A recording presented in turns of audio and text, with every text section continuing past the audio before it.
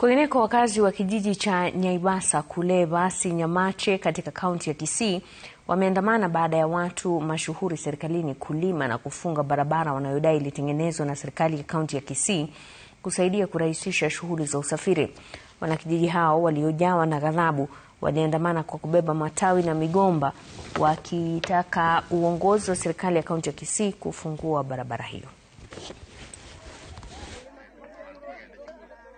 Sisi tunataka tushirikiane pamoja na nyinyi vile mlitishirikiana na sisi vile ambavyo mpaka mkaja mkatulimia barabara.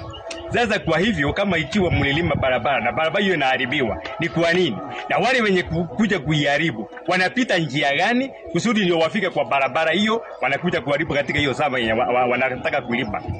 Jambo la pili, kama ikiwa wanataka uelewano, lazima wakuje kwa karibu na sisi, tuongee, tuelewane, tupatane ndio kusudi tupate kujua mwelekeo wetu ni upande gani. Tumekuja hapa kama wanakijiji na watu wote hapa tumekubaliana kwamba kama serikali ya mzee ya Honorable Simba Arati ililima shamba ikatumia pesa nyingi, kwa nini wanaacha watu wachache wanakuja kuharibu hii barabara? Sisi tumekuja tunaomba serikali ya kaunti warudi hapa waone ni shida gani iko hapa, watusaidie ili barabara irudi, watu waendelee kupita.